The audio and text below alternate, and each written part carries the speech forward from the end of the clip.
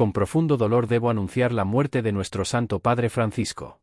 Mientras el Papa ascendía a los cielos, algunos recibieron la noticia con lágrimas desconsoladas, otros rostros se oscurecieron con terror primordial, porque su muerte significa el cumplimiento de una antigua profecía, ocultada durante siglos en los archivos más prohibidos del Vaticano, la profecía de San Malaquías. Hace 9 siglos, el monje Malaquías caminaba por las calles empedradas de Roma cuando fue arrebatado por una visión divina, ni sueño ni alucinación, sino un destello cegador del destino de la Iglesia católica. En trance profundo, Malaquías presenció lo imposible, una gran procesión de papas marchando a través de los corredores del tiempo hacia el juicio final del mundo. Malaquías inscribió estas revelaciones en 112 frases latinas, cada una con un símbolo y advertencia para cada futuro pontífice hasta llegar al último, el número 112, Petrus Romanus. Después de él, ya no habría más papas, solo juicio. Hoy, el último nombre ha sido tachado, porque el Papa Francisco era, en efecto, el 112 desde Celestino II, exactamente como Malaquías había profetizado. Los primeros 111 lemas eran breves, poéticos, cargados de símbolos que describían a cada pontífice con inquietante precisión, su escudo de armas, origen, carácter o destino. Pero cuando Malaquías llegó al último, el tono se transformó dramáticamente. Ya no era una simple frase. El número 112 se despliega como una proclamación escalofriante. En la última persecución de la Santa Iglesia Romana, reinará Pedro el Romano, quien apacentará a su rebaño entre muchas tribulaciones. Cuando éstas hayan pasado, la ciudad de las 7 colinas será destruida, y el juez terrible juzgará a su pueblo. El fin. Malaquías. Esta profecía proporciona 3 pistas inconfundibles sobre el último papa. Sería el número 112, se llamaría Pedro, sus orígenes serían romanos, y su reinado estaría marcado por tribulaciones sin precedentes. Francisco fue indiscutiblemente el papa número 112 desde Celestino II, tal como San Malaquías decretó. Durante siglos, los eruditos creyeron que el último papa llevaría el nombre de Pedro y nacería en Roma, marcadores fácilmente identificables. Pero las profecías, como todas las revelaciones antiguas, hablan en símbolos. Mirando atrás ahora, todo se alinea con inquietante claridad. Francisco nació en un hogar modesto del barrio de Flores en Buenos Aires, pero su sangre no era argentina sino italiana. Sus padres emigraron desde el Piamonte, en el norte de Italia, huyendo del fascismo y la crisis económica, buscando un futuro más digno para sus hijos en Argentina. En esencia, Francisco era romano por linaje, herencia y raíces profundas que lo conectaban directamente con el corazón espiritual de la Iglesia. Su nombre de nacimiento no era Pedro, como indicaba la profecía, sino Jorge Mario Bergoglio. Sin embargo, cuando fue elegido papa, al preguntarle qué nombre tomaría, respondió sin vacilar, Francisco. No eligió un nombre imperial ni doctrinal, sino el del santo de los pobres y marginados, San Francisco de Asís, quien abandonó todo para abrazar a los leprosos, que caminó descalzo y reconstruyó la Iglesia con nada más que fe y ternura. Pocos recuerdan que el nombre real de este santo era Giovanni di Pietro di Bernardone, Giovanni, hijo de Pietro, un hombre marcado por el nombre más simbólico de todos, Pedro.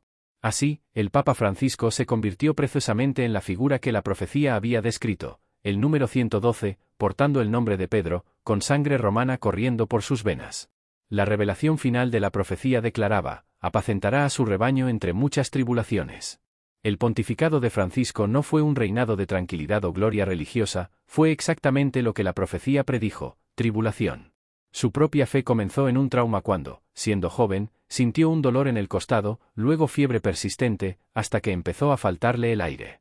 Sus padres lo llevaron urgentemente al hospital donde los médicos entregaron el devastador diagnóstico, infección pulmonar severa con quistes que amenazaban su vida. La infección había avanzado demasiado, comprometiendo su pulmón derecho. Los cirujanos no tuvieron elección sino extirpar parte del mismo. La operación fue peligrosa, la recuperación excruciante. Pasó días postrado en cama. Sin embargo, en aquella fría habitación llena de tubos, batas blancas y silencio, ocurrió algo profundo. Allí, confrontó por primera vez la fragilidad de la vida cara a cara. Comprendió que no era invencible, su cuerpo podía fallar, la muerte podía llegar sin anuncio. Pero no sintió miedo, solo claridad. Mientras otros rezaban por su salud, él rezaba por algo más profundo, entender el propósito de su dolor. No pedía que le quitaran el sufrimiento, sino que ese sufrimiento sirviera para una causa mayor. Nunca volvió a ser el mismo. Desde ese momento, supo que cada respiración era milagrosa, y si Dios lo había dejado vivir, era porque aún tenía algo monumental por cumplir. Solo meses después de su recuperación, con su cuerpo aún débil y su respiración limitada, tomó una decisión. Su lugar estaba con Dios. Desde su primer día como papa, Francisco enfrentó innumerables críticas. Por primera vez en la historia, el papa no era europeo ni provenía del linaje papal convencional. Heredó una iglesia herida y golpeada por escándalos de abusos sexuales que estallaban en todos los continentes. Las víctimas alzaban sus voces, la vergüenza se multiplicaba, y el clamor por justicia ya no podía ser ignorado. Francisco no ocultó la gravedad de la situación, pidió perdón públicamente, lloró con las víctimas e inició reformas profundas para acabar con la impunidad. No fue tarea fácil. Detrás de cada caso había silencio institucional, estructuras de poder, redes que resistían cualquier intento de transparencia. A esta herida se sumó otra, la polarización interna. Divisiones profundas entre cardenales, tensiones entre progresistas y conservadores, y una creciente desconfianza hacia las estructuras de poder dentro del Vaticano se hicieron cada vez más visibles. Durante una rueda de prensa al regresar de su primer viaje apostólico a Brasil, dijo: «Si una persona gay acepta al Señor y tiene buena voluntad, ¿quién soy yo para juzgarla?». Los sectores más conservadores de la Iglesia comenzaron a verlo como una amenaza. Lo acusaban de relativista, ambiguo, progresista. Algunos cardenales le escribieron cartas públicas exigiendo aclaraciones. Otros lo acusaron sin pruebas de herejía. Lo comparaban con Pablo VI, con Juan XXIII, incluso con Lutero. Pero Francisco nunca respondió ni se defendió. Continuaba con semblante sereno y pasos lentos, con una convicción más fuerte que la crítica. Sabía que no había llegado para agradar sino para servir, y que toda verdadera reforma debe doler antes de florecer. A pesar de todo, Francisco nunca se desvió de su visión. Para él, el futuro de la Iglesia no estaba en el repliegue sino en la apertura. Insistía repetidamente en una palabra que incomodaba a muchos: sinodalidad, una Iglesia que camina junta, que discierne unida, que escucha al Espíritu no solo en los altos cargos sino en los pueblos, en las mujeres, en los laicos, en aquellos que nunca antes fueron escuchados. Abogaba por una Iglesia más horizontal, menos clerical, donde todos tuvieran voz. Una Iglesia que incluyera a los descartados, a los migrantes, a las mujeres, a los divorciados, a aquellos excluidos durante siglos, no como estrategia sino como conversión. Unos lo acusaban de ser demasiado blando, otros demasiado rígido. Las redes sociales amplificaban cada gesto y palabra. Pero no fueron solo problemas internos. Su pontificado coincidió con una de las fases más caóticas del mundo moderno: la guerra de Ucrania, persecuciones a cristianos en Oriente, crisis climática, turbulencia económica y una cultura global cada vez más hostil a la fe. Luego, en 2020, llegó la pandemia. El COVID-19 cerró templos, paralizó peregrinaciones y detuvo la vida pública de millones. Francisco quedó solo en una plaza de San Pedro vacía, bajo la lluvia ante el Santísimo expuesto. Esa imagen silenciosa y desgarradora se convirtió en una fotografía del alma del mundo. En esa noche, cuando parecía que Dios mismo se había escondido, el Papa alzó la voz y declaró: «No estamos solos». Fue uno de los momentos más poderosos de su pontificado porque en el mayor desamparo colectivo del siglo, eligió permanecer en pie, todo mientras el número de fieles disminuía y la fe tradicional era cuestionada desde dentro y fuera de la Iglesia. En uno de sus viajes más audaces, visitó Irak, un país devastado por la guerra y el extremismo, donde ningún papa se había atrevido a ir antes. Allí se reunió con líderes musulmanes y cristianos y clamó por una convivencia posible, más fuerte que el miedo. Francisco tendió la mano a líderes musulmanes, judíos y ortodoxos. Se reunió con el gran imán de Al-Azhar, la máxima autoridad del Islam sunita, en un gesto que rompía con siglos de tensión entre cristianos y musulmanes. En ese encuentro, firmaron conjuntamente un documento histórico sobre la fraternidad humana, defendiendo el respeto, la paz y la justicia por encima de cualquier frontera religiosa. Se reunió con líderes judíos, reafirmando raíces comunes y compromiso con la memoria del Holocausto. Lloró ante los muros de Auschwitz y abrazó a víctimas del antisemitismo. También tendió puentes con los ortodoxos, especialmente con el patriarca de Constantinopla y el patriarca de Moscú. En Cuba, protagonizó un encuentro histórico con el patriarca Kirill, el primer abrazo entre Roma y Moscú en más de 1000 años. El pontificado de Francisco no fue un camino de rosas. Desde el principio, supo que el siglo XXI traía desafíos tan complejos como antiguos. Y aún así, Francisco guió a su rebaño. En medio de la oscuridad, siguió adelante, reformó, denunció, abrazó al marginado y desafió a los poderosos. Pero su liderazgo no fue cómodo, fue doloroso, controvertido e implacablemente exigente. Desde el primer día, su estilo provocó resistencias. No usaba la capa roja de gala, no vivía en el palacio, no hablaba en latín, no imponía, escuchaba. Porque Francisco se definió desde el inicio como el Papa de la Misericordia.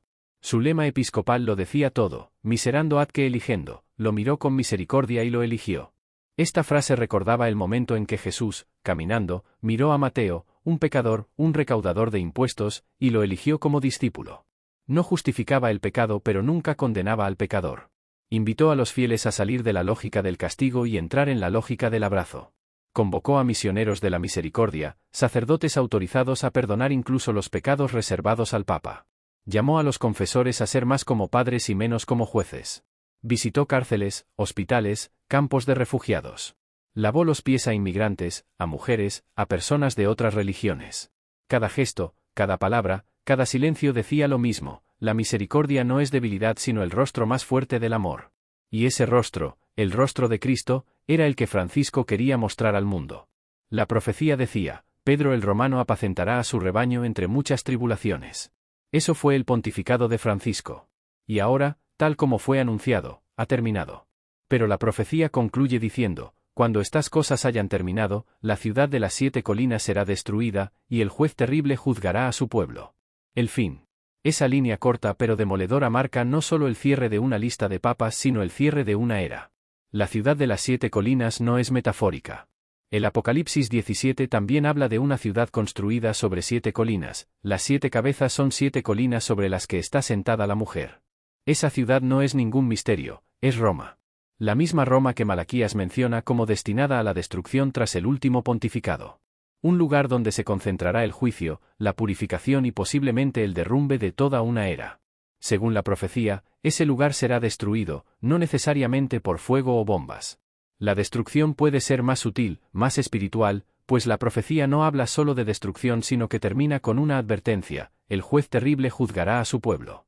Es decir, habrá un juicio no solo sobre los impíos sino sobre los creyentes. La profecía de San Malaquías no es simplemente una advertencia sobre el fin de los tiempos. Aunque muchos la han considerado una fábula, el cumplimiento de la profecía es tan exacto que incluso los escépticos han callado. El primero fue Celestino II en 1143. La profecía lo llamó ex castro Tiberis, del castillo del Tíber. Y en efecto, Guido di Castello, su nombre real, nació en la región del Tíber y fue cardenal en una iglesia muy cercana al Castel San Angelo, junto al río que cruza Roma. No es interpretación simbólica sino ubicación geográfica precisa, literal. Siglos después, en tiempos modernos, la profecía continuó acertando. Juan Pablo I, elegido en 1978, fue llamado de Medietate Lunae, de la media luna. Fue elegido en un día de media luna y murió apenas 33 días después, también durante otra media luna. Su papado fue breve, misterioso y aún genera teorías sobre su inesperada muerte, una media luna, exactamente como la profecía advirtió. A su sucesor, Juan Pablo II, lo llamó de labore solis, del trabajo del sol o del eclipse solar. Karol Wojtyła nació el 18 de mayo de 1920, día de un eclipse solar, y murió el 8 de abril de 2005, precisamente durante otro eclipse. Su vida entera fue una luz en movimiento. Viajó más que cualquier papa en la historia, predicando por todo el mundo, convirtiéndose en símbolo de unidad, resistencia y fe. Un sol que trabajó hasta el final. A Benedicto XVI lo llamó Gloria Olivae, la gloria del olivo. Algunos lo asociaron con la orden benedictina, conocida simbólicamente como la rama de olivo espiritual. Otros con su estilo sobrio, pacificador y su perfil teológico.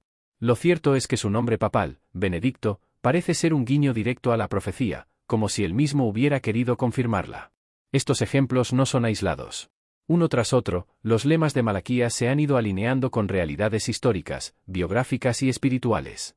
Lo que parecía una lista poética se ha transformado en un archivo profético. El último papa sería el guardián final de la Iglesia antes del juicio final. Pero la muerte del Papa Francisco no solo ha cerrado un capítulo, ha abierto un abismo. Una incertidumbre que se extiende por el mundo como una sombra silenciosa. Porque si Francisco era, como muchos creen, el último papa profetizado, entonces lo que viene después no es una elección sino una transición hacia lo desconocido.